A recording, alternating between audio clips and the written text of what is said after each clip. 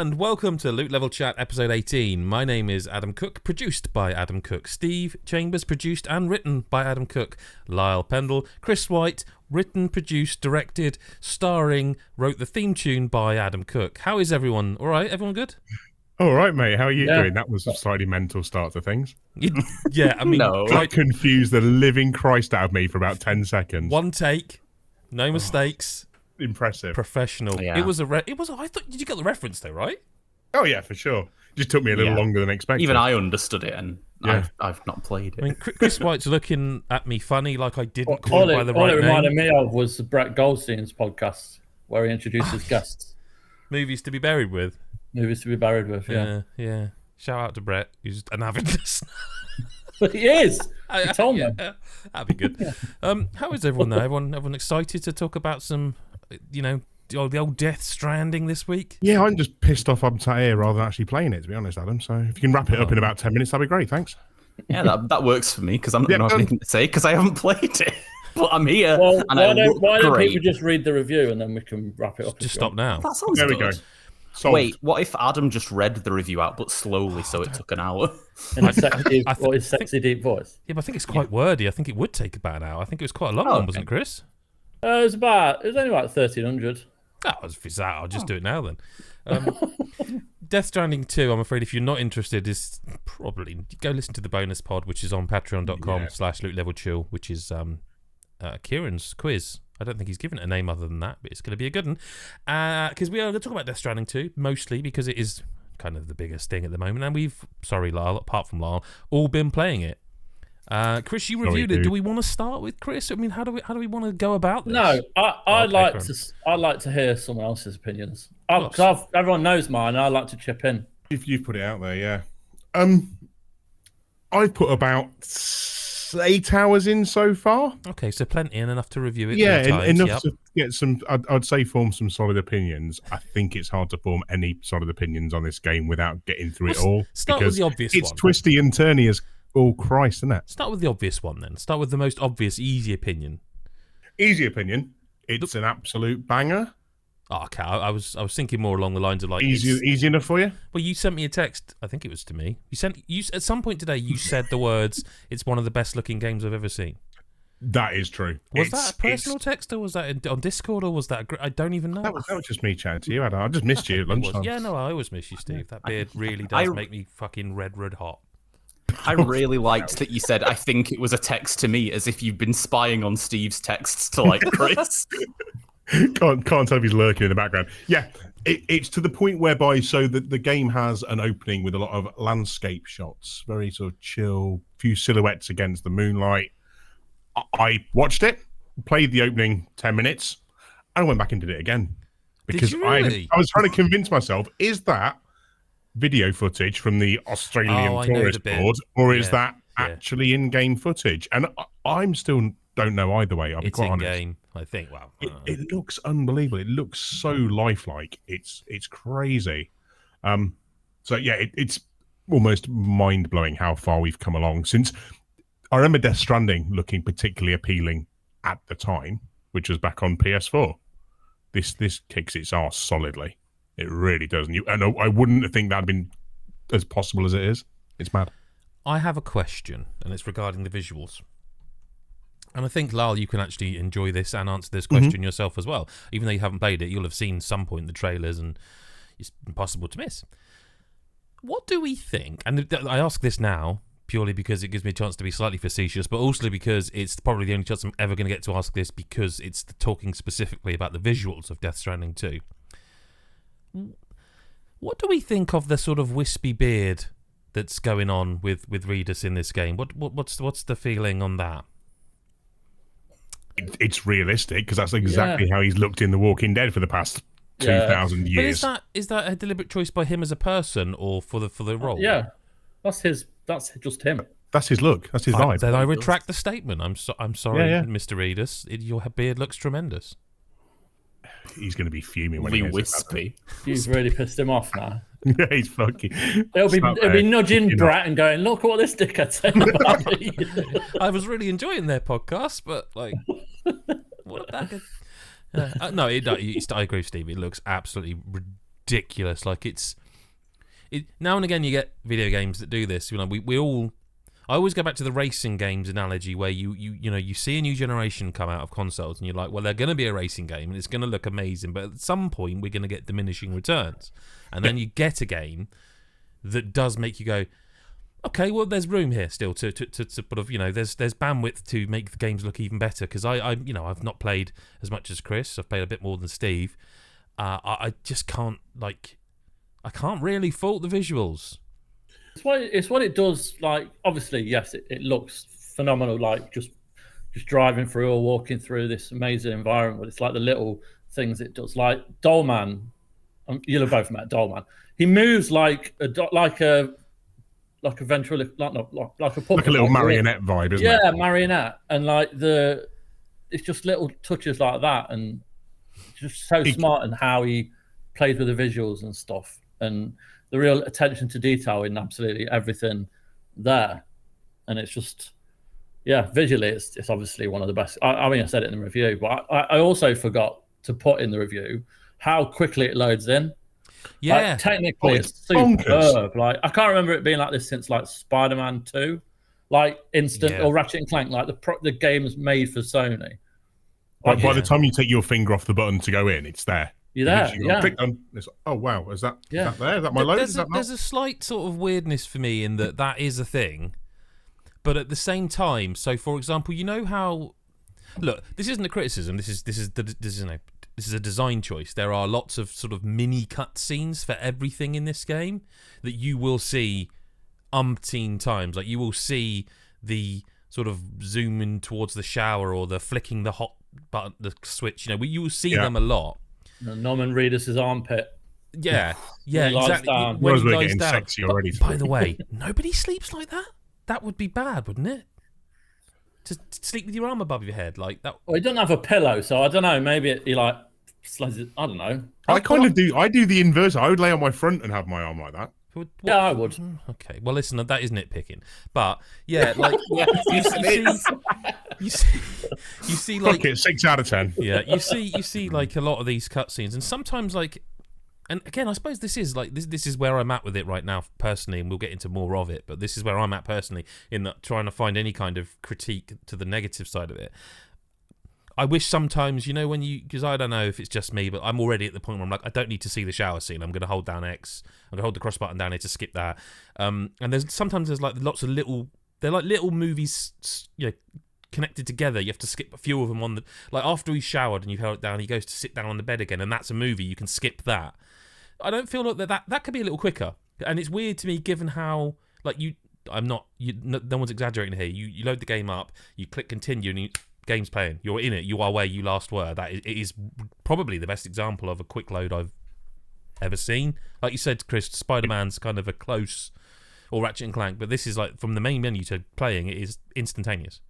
Yeah. It makes you wonder why other devs haven't used this so much. Like, what magic have they got going on behind this that no one else has? It makes me wonder how, when this eventually comes to PC and probably Xbox and God knows what else in the future, they'll duplicate that on other consoles. I mean, they all have the SSDs now, I suppose, but it should be plausible. But let's see. It's going to be interesting. But yeah, like visually, back to the visuals, and look, we should sort of group the audio in a little bit, because again, it's I've seen some really good examples of surround sound recently, but this again is I genuinely thought someone was banging on my house at one point. I literally like just put the controller down.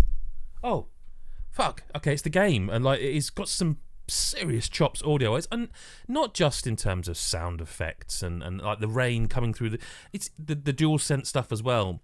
I know it's like a small thing, but the immersion that adds, that you can just, I don't know if you guys noticed it or if you play wearing headphones, but if you play with just TV audio or whatever, when you're walking just anywhere, there's like a pitter-patter of his feet going through the grass.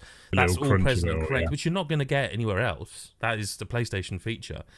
And you've got also, I think, of the Astrobot rain effect as well, where you're constantly seeing that pitter-patter and that little bit of like tactile feedback in the pad. But the audio as well, like the music, it's no surprise if you play the first one. The music sort of, it does that. I always think of it as Red Dead Redemption, when you first enter Mexico and the music starts playing, and it's been designed, produced that way, direct, just on purpose. It's got a lot of that. They've also done this really this cool thing with the actual music of like, it's not a case of, because often the music will come on when you're starting part of a journey, and in this, it's not like the journey will take 4.5 minutes. So this song's 4.5 minutes.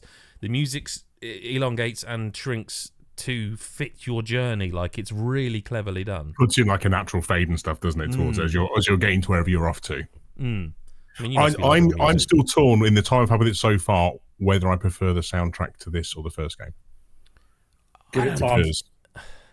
It's tough so far. There's some real good stuff going on from Woodkid, man, which I'd never really heard of until now. And since then, I've been like, Spotify, let's have a listen. Later on, like, there's the song. When he's released the album, his album, right? And to the Wilder is one of the songs on the album.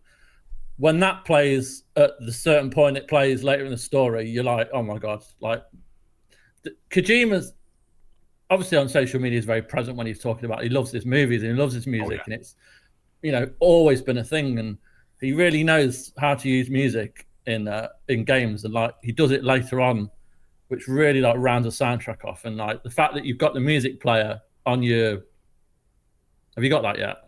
I've not got that as part of your kit. So I'm assuming it appears at some point. Yeah, and you could literally just every time you hear a track whilst traveling, when you reach your destination, that track then becomes available to listen to. Oh, that's on like your portable music player. A lot like MGS5, arguably. Exactly, yeah. It's probably not the only tie to MGS5. I think that's a really good jumping in or off point, because my theory on this game is, as much as I did enjoy Death Stranding 1, and I did enjoy Death Stranding 1, by the way, fuck off. You haven't got to defend yourself, mate. No one's judging you. It's okay. Apparently I do. No, you're in a safe space. Am I? No, not at all. No, not at all. No. But anyway, this to me feels very much, and I've said this to a few people, so I'm repeating it for the pod's version. It feels like to me Death Stranding 1 plus Metal Gear Solid 5 equals Death Stranding 2. And I say that in a massively positive way. Like the combat in 2. And Chris, I know this is going to be difficult for you because you've finished it and you're not going to want to spoil things, but even what I've played so far, the way the combat is progressing, and there's a lot I haven't used. Like I unlocked, I want to call it a bow, but it's not. It's just, as in a staff. That I've not used because I'm kind of more into the guns shit, like at the moment. Like, but like, even that, the speed of which you unlock new guns, and I know, Steve, you're not far behind me, but I just found a random shotgun. I found a shotgun in one of the mule pillbox things, and I haven't got any way of making that, but it was like, okay, cool, grab and go. It feels like it's much more keen to be handing you new toys this time round, and it's. Again, try not to spoil too much. You get equipment that would have taken you much longer in the original game, much earlier on here. It wants you to start playing around with ideas. It feels a little like it's more. It was open-ended before in terms of traversal. Mm-hmm. This has now made everything more open-ended in my experience so far, and how you want to take on different encounters. I very much got into a rhythm of in Death Stranding 1 of going to, say, a mule camp. And I kind of got into a pattern of just working through it the same way every time because I knew it worked, and I just kind of wanted to get it done.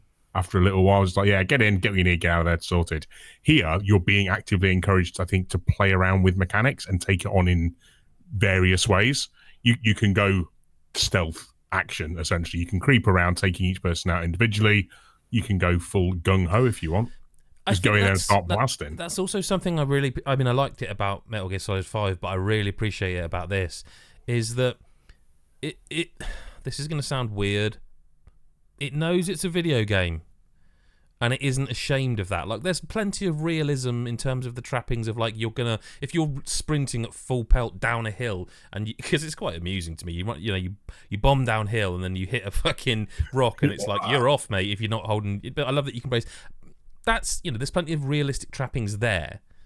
But then you get a gun which fires, I mean, they're called strands, but essentially you're firing a rope out of your gun that binds people. And is that the bolus type weapon? Yeah. Yes, yeah. But you can also get a grenade that's like, throw this into a group of people and it'll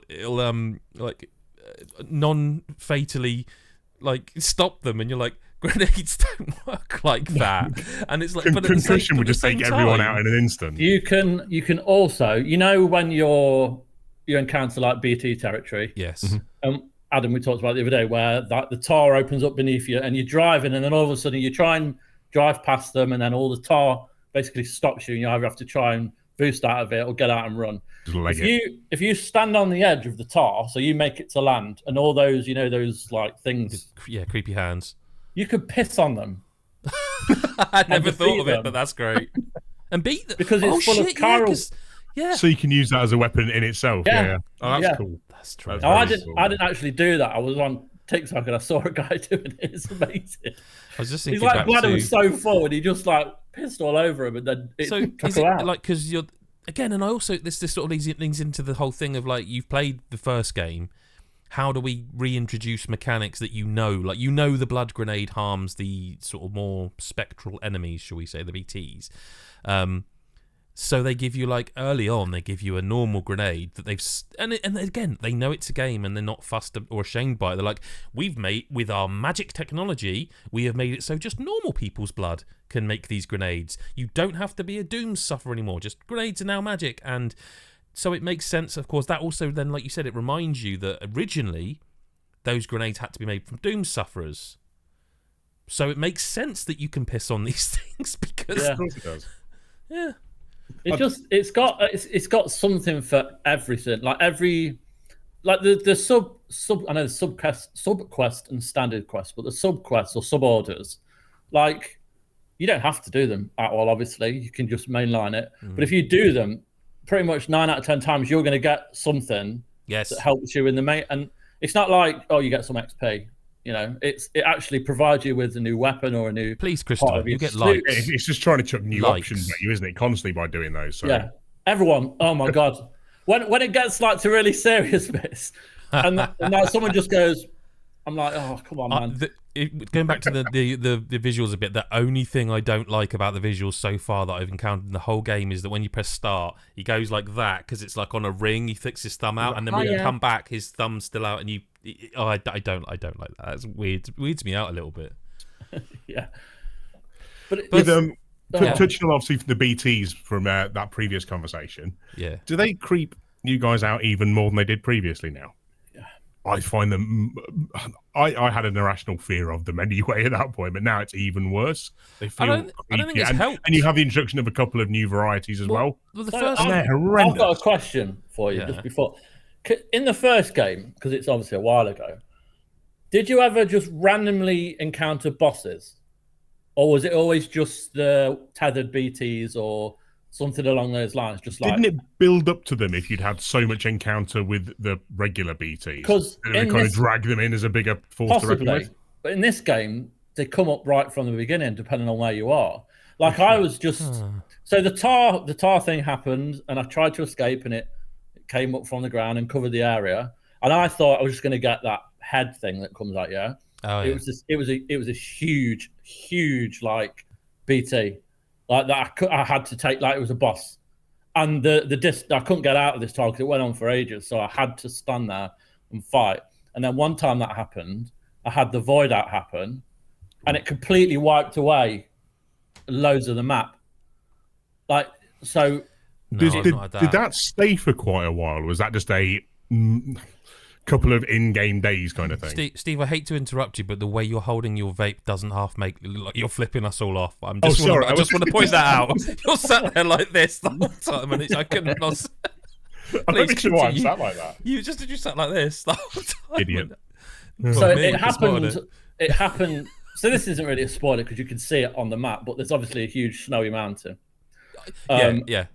And the conditions up that mountain are like some of the... I don't want to go up that mountain for quite a while. But it's probably the best area of the game just from what happened. I'm sure. I just remember the snowy mountains from the first game, and I'm like, we'll get there.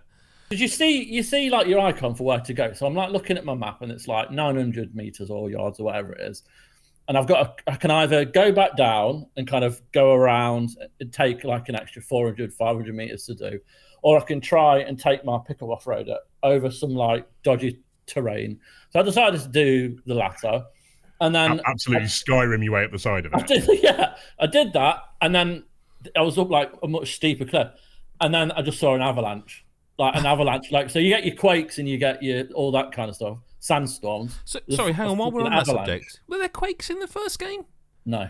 Okay, because I thought not. Because really early on, it's like they're like, oh, there's a gate quake or something, and I'm like, yeah. Do I not remember them? Because that this seems is like a new on thing. top of your other threats, you've got natural disasters as well. I'm sure the quakes weren't in it. Which look amazing as well. The first time you went to that sandstorm, it's just like, whoa, this looks crazy. Yeah. So, you get that avalanche. So I then have to drive down and escape it. And I managed to just get off to like this lower area. And then I go down this lower area, and then the bloody camera slows down, and you get it stops. And then all of a sudden, this just whole of this part of the mountain just envelops tar.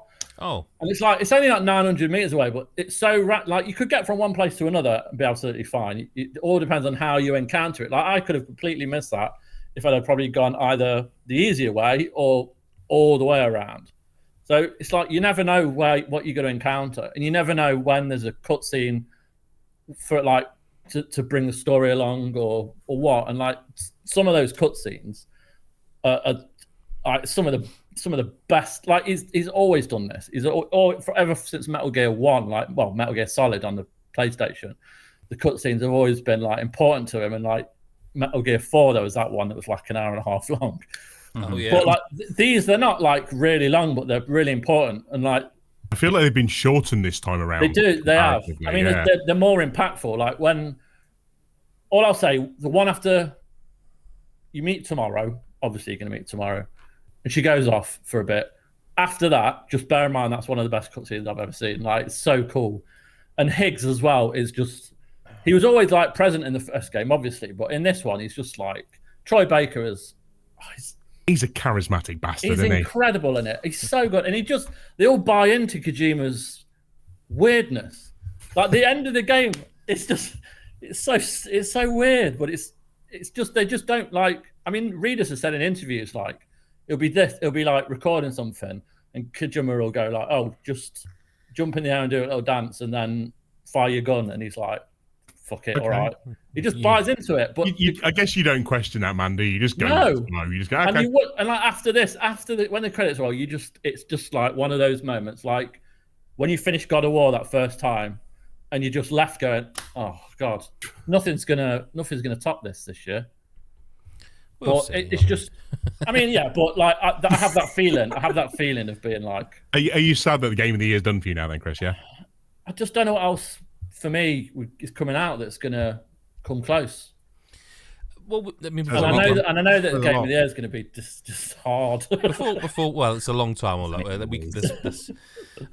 want to mention one thing that I think they've done well.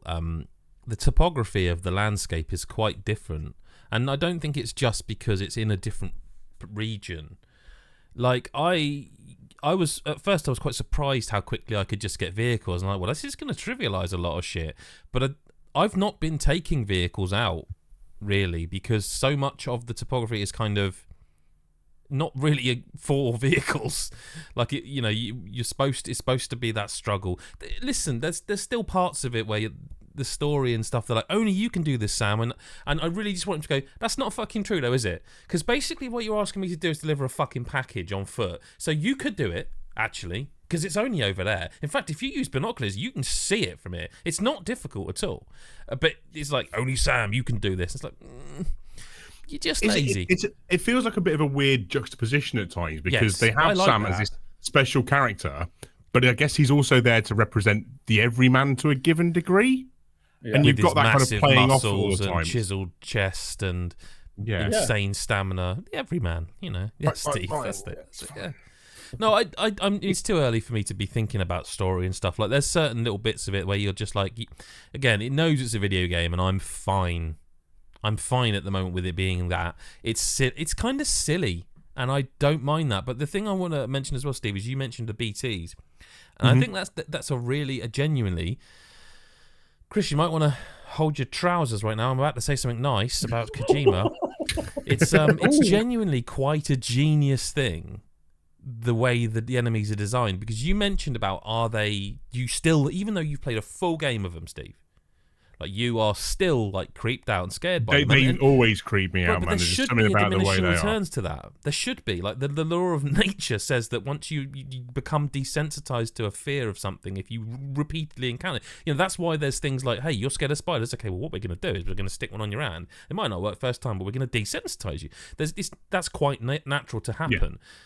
I think the reason it doesn't work, or I suppose it does work, this game works for it, is those BTs. I don't feel like they are, because they're inhuman, because they're kind of ethereal, because they're an unknown new thing. The AI of them, it's not like you're playing, let's say, Gears of War. They're not going to be behind cover, pop up, shoot, perhaps run at you. You don't know what they're going to do. And also I would add to that even when you know, right, I don't want to get near them, and if I do, I want to breathe, hold my breath, press about to hold my breath and sneak by. There are elements of it where the distance that, say, within the AI of the game, the distance between you and the BT that sets off that BT, for example. Yeah, when I you're don't feel like it's starting to go mental. Yeah, and you're but like, I don't feel that distance is defined as X. It is a variable, and I think that variable means you can never be comfortable because you're never really sure how close you can be or can't be before they know you're there. Yeah, and that means you are always scared of them, and I think that's really clever. Yeah, definitely so. Genius. I mean, say again, with Outsmarters, they've also introduced new mechanics within these. Yes. That don't let you use old techniques all the time. Yes. So that muscle memory you built up, like, oh, this is how we deal with this. That doesn't work anymore. Mm-hmm. So my technique was always like guns as the last resort. Throw shitloads of blood grenades, but because of the newer enemies, because of the new stuff, if you're going to do that, you need a backpack full of blood grenades. And they have also layered new mechanics into the game, and I don't know if we want to talk about any of them. I don't even know if you've seen them yet. Like I might not have done. I'm a little behind. So. Chris, would it be fair to say if I said like the more RPG elements, sort of the way you can like? Well, no, because that's relatively early. You have a level of customization with your own Sam now, don't you? Which wasn't there previously. Not so much Sam. I mean that you can put certain things on his backpack that you can craft. Oh, yeah, I have got that as well. Yeah, I know exactly what you mean. Like might be able to say make you carry more bullets or. Like that wasn't in the first game, right? Again, it's that freedom of customization to take on situations as you will. You can go in all guns blazing and go, right, I'm going to just head straight through these BTs and just cut my way straight through, or do what I do and try and find a longer path around the outside. But again, I think that's another thing that's been improved. So the planning stage of each sort of mission, I bother with it now. It's not just like, well, I know where my point is, so I'll just bring up I don't know what you'd call it, actually, like when you hold L1 and you see like the world radar-y thing. Yeah, you get like a little HUD inside, don't you? It's not that anymore. Now I will actually go, right, so here's my start point, and I am going to draw a map, and I'm going to draw it to there, because there's a river I know I should be able to cross, because I don't want to go up the mountains. Then I'm going to go there, there's a point of interest, and I actually do follow my way. I plan my route properly. It feels more beneficial now. I think in the first game, you could quite often get away with having a bit of a basic loadout you always had with you, and no matter what you ran up against, you'd figure your way around it pretty much. Here, I've not done it yet, but I know at some point I'm going to drop a bollock, not take something with me, and I'm going to be screwed halfway to swing because I haven't planned accordingly. It kind of prepares you for that, because it like when you go to one of the bases and they give you a new tool, and they're like winking and go, yeah, this is really great for taking these kind of enemies out. It's a sniper rifle. Okay. Here it comes. Yeah. So then you're right. Well, I'm going to take one home with me. Yeah. But like you're talking about at the minute, you do a lot of stuff on foot because of the terrain. You don't go on your pickup off-roader and stuff like that. Like by the end, like the third quarter, the last quarter of the game, you can't do without your off-roader. Awesome. You can't. But the way you talk about upgrades, obviously there's certain upgrades for that which change it all. I had probably in excess of about 30 guns in my pickup off-roader because you're constantly finding them, you're picking them up off enemies, you've got loads of blood bags. You could keep fabricating stuff, but you'll often find it just out in the wild, and like you need that later on. You're just there full redneck, like shotguns lying in the back of the pickup. It's insane. It's like when they do that thing where they just open up the truck and there's just like guns attached to the walls and stuff like that. But like, I want to just quickly ask if any of I know I mentioned it to you, Adam, but Neil, there's a lot of new characters in this game, Obviously, it's tomorrow and there's rainy. But Neil is the guy who everyone thought it was Solid Snake. Oh, right, yeah, okay. I mean, it was a fair presumption, wasn't it, after you've seen the trailers? And 100%. Yeah. 100%. And it is 100% a nod to Solid Snake. It's without a doubt. But his character is amazing. And like relatively early on, you'll be taken to this place called Nirvana. And it's been in the trailers, actually, the actual visuals for it. It's like an alternate Mexico where it's like Day of the Dead, and then there's load of like Catherine wheels just spinning and the lights and all that is just insane. But you encounter Neil for the first time, and it's such a cool name. It's Neil. like good old Neil and his best mate Dave. It's like what was the guy in Clive Final Fantasy? Yeah, it wasn't it, Clive? Yeah. But his story, like, oh my god, the story is amazing. Like, I know a lot of people with the first one, it was all a bit like, he's just lost his mind. It's just a bit like, I don't know, pretentious or whatever. But all right, there's a hell of a lot when you're talking to me. I think you can level that a lot of his gameplay. I remember that in the podcast. I don't, like, which is great. this story it's very clear what's going on. It's very clear where it's taking you with all the characters. Seems it so far, yeah. And the main story, I won't say anything. But with Sam, it's just perfect. Like, I was left completely satisfied with what it did, and it's just so smart. Do you think that's maybe the story? Oh, sorry, Steve, go on. I was going to say, do you think that's maybe in like direct response to feedback from the first game? No, come on. I don't know. Maybe he's learning, man. It's been a while. Come on. Kojima's like he will. He's not afraid to change his. Like, obviously, there were things with the first one. Like, I remember being like, pretty much nearly finishing it, and I haven't got a pickup off-roader because they're not as readily available, and I'm having to walk up this mountain for like 2,000 meters just on foot, constantly falling, constantly getting pissed off, and then I get to where I need to go, thinking the game's over. Oh no, there's another 4 hours of the game to play, and I'm like, oh my god! Like he does. I think to an extent he does change based on opinion. Like he does listen to people. I'm not saying the story he'll have gone, well, if it didn't make sense, it needs to be right this time. Because he said, didn't he, in production, that he wrote the story and everyone thought it was so good. Yeah, we've all seen that quote. Had but to like, change it to make it like more beneficial to stick with it till the end. It was too good and it was upsetting to him. Yeah. That's what he said. That's the quote. I think that about every review, all right. Yeah, people thought it was too good, so I didn't want it to.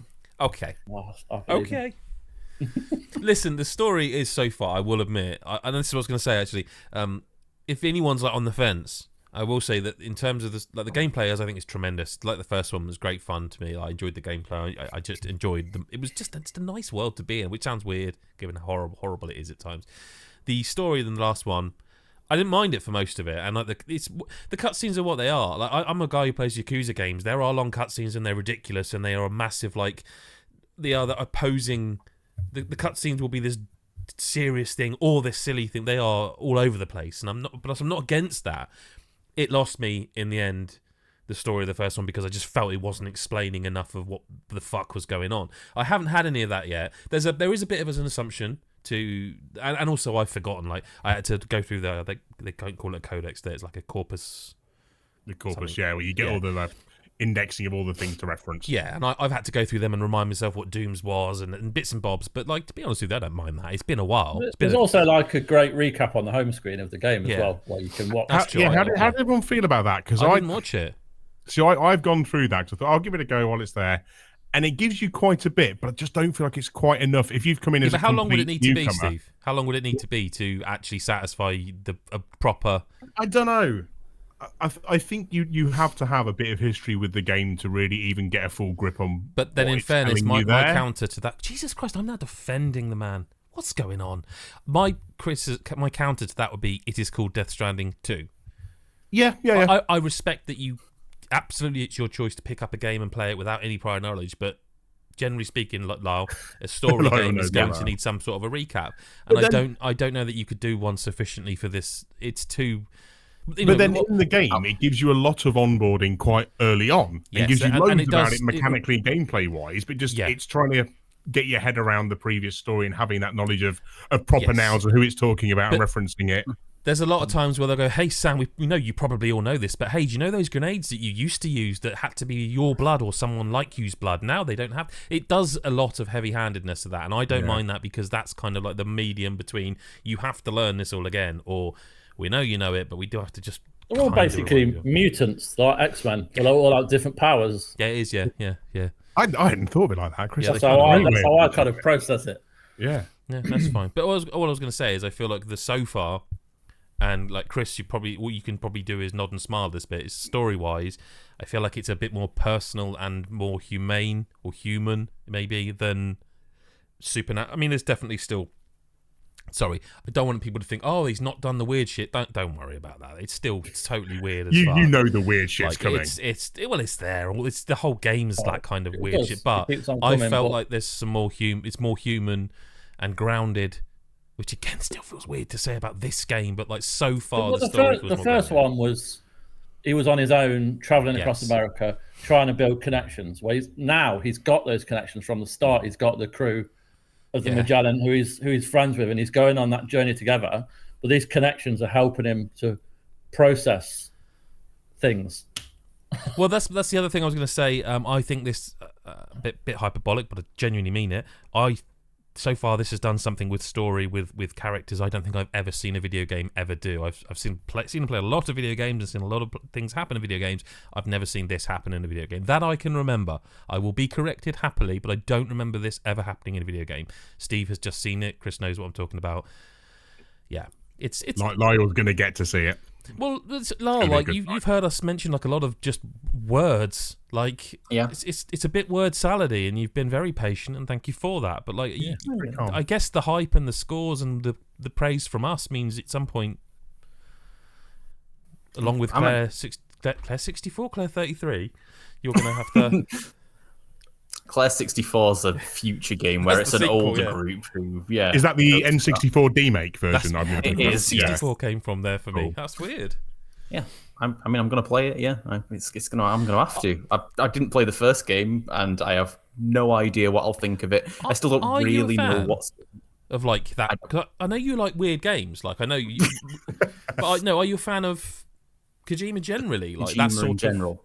Because I know you like Suda and Swery, and that's the sort of auteur developers. I liked Metal Gear Solid, and I liked Metal Gear Solid 2, and that's about it. Is that because you hadn't played the others, or you didn't? No, I hated 3. Sorry, 3, but I think 3. I can't be doing with 3. I couldn't play like more than like an hour of 3 before just being like, this is not it. I finished 4. I don't remember much about it other than the really long cutscene. All I can remember is the bodies of fried egg. The really long install. No, as well, that's man. 5. 5's the fried egg, isn't it? Or is it not?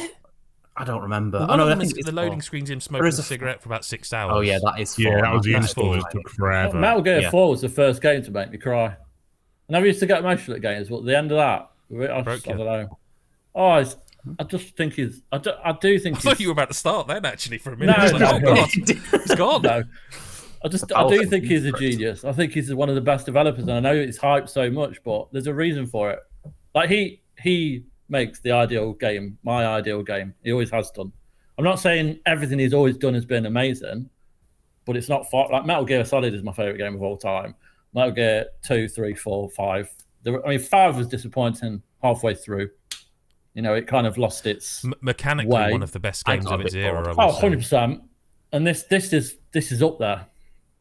It'll take a while for me to think about that properly, but it's definitely up there. Christ. Well, this just gives me the thought of, obviously we've got Metal Gear coming later again this year with Delta coming out. Yes. What effect is this going to have on people's view of that game? Well, it's made me massively excited to play it, because I have to say, I'm sorry, Chris, I am very much in Lyle's camp here. Yeah, I know. I'm aware of this. I've tried the game many times. I just don't like it. I like other Metal Gears like 2 and 1 and 4. I quite liked. 5 I loved. 3 is the one I just couldn't get on with. And it just now I wonder is like, I mean, I've changed a lot. Like I'm a more laid back person for a million different types of reasons, but I find that's probably people. I know people genuinely think I hated Stranding 1. I didn't. It was the story that got me. But I find myself, I just am generally more laid back and more sort of open to the kind of weird shit. Like I've embraced that, if that makes sense. And maybe at the time, because Metal Gear Solid 3 is quite weird, isn't it, Chris? Yeah. You know, no, I mean, they all are to a point. Yeah, is it not just all of them? No, that's absolutely fair. But I'm thinking that maybe the boss with bees. Yeah, like in the one where you can wait it out or something. But yeah, with the end. Oh, yeah. like that, yeah. It's weird shit. I mean, to be fair, I always liked that shit. Like when what was the one that if you needed Metal Gear Solid 1 had one where you had to use some memory card. Psycho Mantis. There's something in the inlay or the book or something, or is that the same thing? Yeah, when it said on the back of the Metal Gear case for Ocelot. Yes, not Ocelot. Yeah. What's the fucking guy you like? IT guy is with you. Oh, you got the Colonel in your hand. Was it Naomi who's not Naomi? No, the bloke with glasses. Otacon? Otacon. Yes. Yeah. I got the Metal Gear question. Yes. Bodes well for the next quiz, I hope. He's got it. But yeah, no, I mean, it's made me a lot more excited and I'm like, okay, well, I'm just, his vision, but it's going to... Because the reason I've never been able to go back to it now is because, look, I know, Chris, again, you love it. It's aged.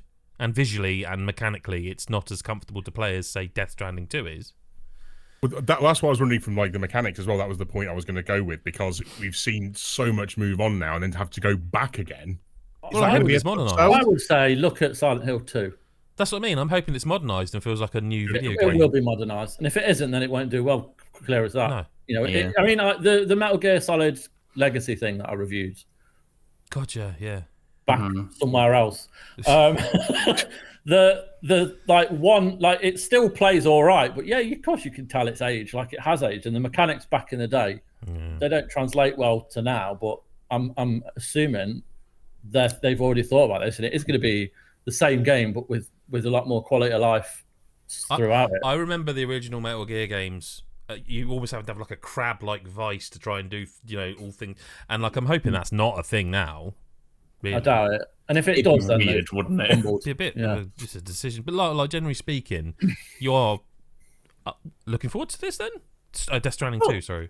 I still don't really understand what I'm getting into. I'm not going to lie. I don't really know what's going to happen when I play it. But, sure. I'm in the same way I'm excited for any well-reviewed and beloved by the team game to give it a go, You're telling me you've never dreamt of being a DPD driver chased by ghosts? Never once. I've had many weird dreams, but that's not one of them. I have, oddly enough. That doesn't surprise me. That sounds like you. Not in any way, shape, or form. No. Well, listen, we will probably be talking about this game for a few weeks, so let's do. Unless there's any other games anyone wants to talk about in a pressing nature, holding for a. Nothing else is going near any of the console now for a little while. I've not really got anything that's that pressing. No, I've reviewed a few things. You can see all the things I've reviewed. Please do that. We'll chill. And I've also, going to have more reviews. There's a Bravely Default review that's like half written at this time. So I've been playing that again, Lyle, I should say. I did go back to it in the end. I know Josh said to you off pod that I'd dropped off. I've gone back and it's just a really fun, old-fashioned JRPG. For sure, yeah. It did that for me very well. It gave me the old school feels I needed, for sure. You're drinking piss? Sorry, who, me? What are you drinking? Hey, it's water, mate, in a yellow glass. I'm not drinking piss. It's a yellow glass? Yeah. I thought it was like apple juice or something. No, so now every drink you have looks like piss. Brilliant. It's just a yellow glass. I don't know what to tell you. Sorry. On the subject of food, though, and drink, question of the week this week comes, and piss. It comes in from Thomas McInnes, and he says, "Would you drink piss for a laugh?" No, he doesn't. This is actually a phenomenal question that I'm kind of surprised, given how often we talk about food, hasn't been asked. And we'll, given that we've kept Lyle quiet for too long this episode. Oh God! Let's ask him it first. What long-departed snack would you bring back today? Long departed snack would I bring back today? Ooh, isn't that tricky? I've got 2 or 3, I'll be honest with you. I mean, admittedly, I knew the question a bit ahead of time, but... Yeah, okay, fair. The one I'm going to have for now, and I don't even remember who made them, but for some reason, at primary school, everyone in the class got given a big fucking box of these, and I don't know why. Must have been some sort of dodgy dealing or like Yakuza shit going on in the background. But everyone got to take home a massive box of like yogurts, but that were in like chocolate UFO shells. And it had yogurt inside, and they had a toy with them, and everyone had like 50 of each toy because of it. Like sort of bootleg Kinder Eggs. Sort of, but I think the toy was separate, and then instead of the toy inside the chocolate shell, there was suck yogurt. all the yogurt off the So you toy. don't dig and, it all out and like reveal the toy from within this yogurty mess. That's an even better idea. If they bring them back, I want them to do that. I don't even know what they were, but Like a froob with a pencil in it or that one for something. free. yeah, let's do it. Bring them back. Bring them back, whatever they were. Like, you know, what are the fizzy saucer things that you used to get? Flying You know, the ones saucers, that- yeah. I'm imagining it's just like that, but full of yogurt. Okay, that's great. Is it? Kind That of, but it was also sounds chocolate. terrifying. So, you know. I'll give it a go. Yeah. Well, we know you would, Steve. You'd give most things a go. And that's sorry, that would. sounds really mean. I mean, you like food. No, It is also true, that Adam, as Still well. We sounds know, mean. so it's fine. We all like food. In Pride Month, we're happy that Steve will give anything a go. Exactly that. That's the joke. How do you know you don't like it if you don't try it at least once? Very Yes. fair. Has to anyone live got by. any? Because I've genuinely got 3 that I actually passionately could speak about. So if anyone's got any, I've me. got one, but it doesn't do the long departed. I can just do departed. well, one of mine is Seems fine. recently departed. Is it? It's probably the same as mine, isn't it? Bloody Is it? Caramax. Well, no, that shit now. I've got 4. Okay, yeah, Caramax is out fucking outrageous. Yeah, I mean, and it's you know not, what? It's not I blame been long Cadbury gone, for it. but I blame it's Cadbury sad for it that. had to go at all. And Well, it that's feels because like it's Cadbury do it been- now, man. Cadbury's do the what do they call it? The Caramel. golden caramel, Caramel. and so no one. It's not the same though. No, it's not. No, it's not. No. They tried to replace it with an inferior product. Just bring Caramax back, man. They were delicious. probably will, And they were limited kind of edition. perfect because they were so thin and kind of crisp that you could probably do like 10 a sitting. If you I tried. wonder sometimes with those sorts of things if there's like a sort of the manager of a factory who's like just sitting there wanting to go, do you have any fucking idea how hard it is to spin up manufacturing production on something like that when we stop it? Because I always imagine these factories that make like Mars bars are just like 24/7 Mars bars. When you stop it, it's like, no, this machinery's been running since the 40s. It doesn't, It doesn't do it know how now. to do anything else. It's a good shout, though, Caramac. I've Yeah. got another option that I know the name of, if that helps. If we could go back in. Do you remember citrus polos that were like? Yes. Do they not make any lemony flavoured polo, like anything apart from mint then now? They do mint and spearmint and sugar Do they free, not do and like that's the- You it. used I to know get that. fruity ones, didn't Yeah, you? that's what I get was thinking fruity. of. Fruit don't exist. Citrus don't exist. Do you remember they did butter that was sort of a bit like Werther's original for a while? I remember them. Oh man, Yeah. how did I miss That's that? great. I've never seen them. Yeah, What, there like, was a lot Werther's of original but polo? but polo, yeah, pretty Oh, much. that sounds great. Yeah, no, the polo used to be kind of top tier, and now they stick to the mint. And you know what? We need other things. I don't remember the last time I had a polo, but now I need one. I had sugar-free ones recently. They're right. They're polos. I mean, Well, the mints aren't, yeah. But if they were citrus or Werther's originally, yeah. fucking Or even great, fruit. wouldn't I'll take the fruit ones. oh yeah, for Quite sure. like they them. were. They were exciting. Different colour each one. There's a rainbow star. I always colour. liked how stuck together they were. They were really hard to get apart. That's fun. Yes. It's weird we've not had any savoury choices so far. I've got some. I've got 2. Well- Get some salt in there, Adam. What you got? But no, Chris, have you got any? Or do you want Let's a bit longer to just pull him think? And on. I'll... Banana Drifter. Didn't know that was a thing. I've No, never me heard of that neither. either. Yeah, drifters. Obviously, they're not a thing anymore, but specifically, Oh, shit, they did yeah. banana drifters, and they were just delightful. Other than that, I can't think of anything. Not straight away. enough banana flavoured sweet snacks, are there? No, there's not. No, Un- that's not yeah. travesty. Underrepresented. Travesty. travesty. It is. Okay. Not everyone likes foam bananas. Oh, No, I'm not a big I mean, fan. I do, but I love a foam not everyone banana. does.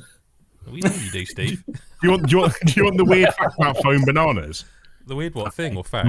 Yeah, the weird fact. So you know how foam bananas taste really artificial and like, oh, that's overly banana-y? Yeah. Apparently that's how bananas used to taste before we moved on to Cavendish bananas that we have now. Oh, So if you're eating a foam banana, you're eating the history of bananas. wow. That's amazing. I'll And never. we're about to run out of Cavendish eating. bananas as well. Don't know why I know so many banana Steve things. facts. Banana facts, yeah.